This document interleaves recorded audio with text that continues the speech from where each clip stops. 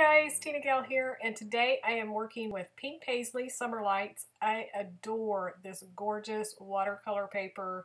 It all has that kind of watercolor effect to it, and I loved that paper there that had the graffiti on it. And so I'm going to work with the sketch for this month from the ScrapRoom, and I put it in there for you to see, and you can come to the ScrapRoom Facebook group and play along as well for some prizes. There's also another challenge going on this month. If you're a subscriber of the kit, then we're going to have a challenge to where you crush the kit. Just create everything you possibly can and use up the entire kit, whether it's the double shot, shots of life, flavors of the month, whatever. So come over and check that out, and you could win next month's kit free. So that's an awesome deal. All right, so for this sketch, I changed it up just a wee bit. It had more photos, or at least more slots that you could use for photos, and maybe some smaller ones. And I have more pictures from this day, so I really struggled on keeping them the full size, how many to put on this page, how many to save for another page. And I'm going to do a companion page with this same collection with the rest of the photos. But I haven't completed it yet. I'm still debating on trying to put them all on one page. I think I may reprint them so I can have some smaller pictures, and because otherwise I think I'm going to end up doing 3 pages because I just don't like it all crowded with so many photos on it. So for this design, I knew I wanted to use that kind of graffiti paper for the background, and I wanted it to show, and it ends up, I cover a lot of it up, but you'll see some of it. But I decide to cut it down just a little bit more. And I'm going to keep the photos kind of how I have them here, the smaller one at the top right and the large ice cream at the bottom left.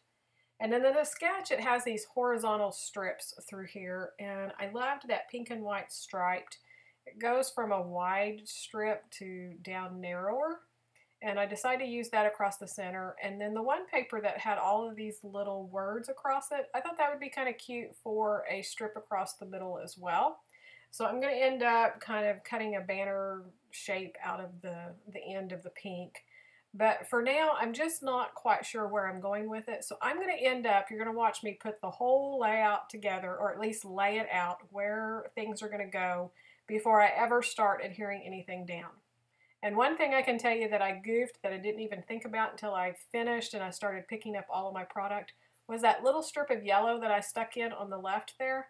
I forgot to poke it back in there. So I'm happy with the way it is, but I end up moving that little silver photo strip up against there, and I think that's why I ended up moving it, because I was thinking in my eye it's like something's missing there. And I ended up, because everything else was very linear, I decided to straighten that photo strip up and those ice cream embellishments. So you kind of see that towards the end that I move it. But for now, I'm just not sure how I want everything to go, and so I am really laying every little bit out and looking at it all complete before I commit to anything. Normally, I'll play quite a bit and move stuff around before I adhere, but I don't think I've ever sat and put an entire layout pretty much down before adhering, except for this one. So I'm not sure what was different, but something was. Then when I started putting these together, I decided I wanted these photos to stand out just a little bit more, and so I mat them on this kind of aqua blue patterned paper. This is something that I kind of changed up from the sketch as well. There's that top and that bottom strip, and that is not on the sketch.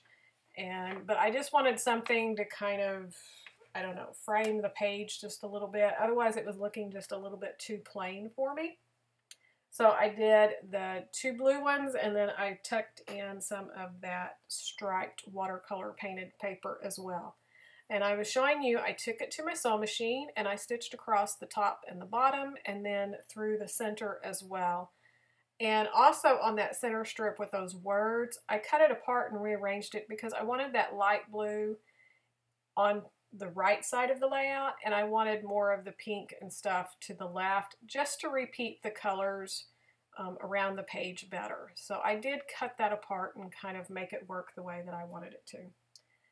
So here I'm just roughing up those edges and kind of tearing them a little bit. And then I tried my bone folder and it was working. And I should have just kept with that in my finger. But I've been tearing my fingernails up because I use them for tools. So I ended up getting this distressing tool. And even though that's really not going to show on the page, that photo mat or that large graffiti paper, I did distress it just a little bit, but I'm going to cover it all up so it's not going to show. But I really didn't care for the look that that was giving. I liked what my finger was doing, just kind of tearing the edges and pulling them up. So that's one more way you can do it, but it's not great on the nails. All right, so now I've pretty much committed because I've sewed that strip down. There's no moving it. I actually wanted to move that background up just a little bit when I got going, and then realized I had sewed through it, so there was no moving it. So it is where it is. Then on the sketch, there was this little tag and a banner and stuff at the top left of the photo part here. And I liked this chipboard frame, so I decided to use it, and there was a tag as well. So I put it in there, and I'm going to build my title on top of it. So I had pulled out from my stash some different thickers that I had, and I couldn't quite decide if I wanted to go turquoise or if I wanted to go the hot pink. I think they both would have looked good, but I ended up going with this hot pink because it has this metallic color to it, so it matches really well with what's in the paper collection. So it's kind of like the holographic style, design, whatever, I don't know.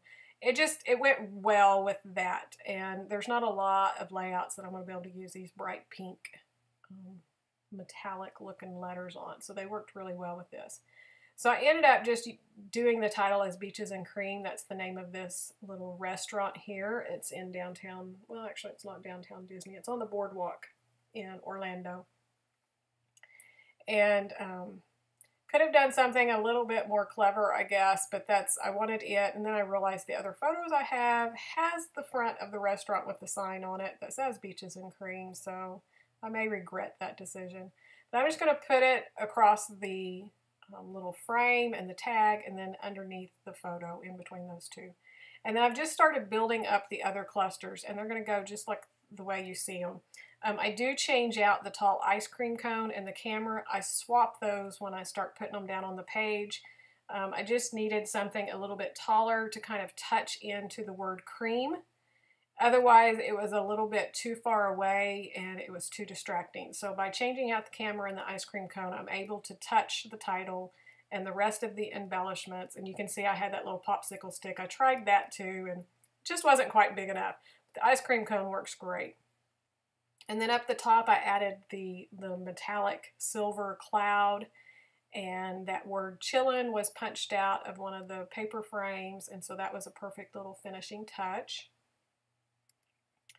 I'm trying to think if I do anything else. I pretty much am just going to adhere that down. I'm going to add some foam or foam tape underneath some of the pieces, because all of those little embellishments down at the bottom are the chipboard elements. So there's like 3 layers down there. So I needed something underneath, otherwise they're just kind of wobbly. And the same thing on my title, on beaches, the C is up higher and stuff. So when I get finished, I do go back with my liquid adhesive and adhere all of my title down and more on those chipboard pieces, just to make sure nothing's going to move. But I didn't want to do that on camera and make you have to sit and watch me do that. So here's where I started putting that down, and something wasn't quite clicking with me, and it was because I hadn't put that yellow back in there. But I like this. I pulled it up where it's completely vertical with the photos and everything. So I was much happier with that. So I hope you enjoyed that. Here is a close-up, and I will be back soon with another process video. So you guys have a great day, and we'll see you later. Bye-bye.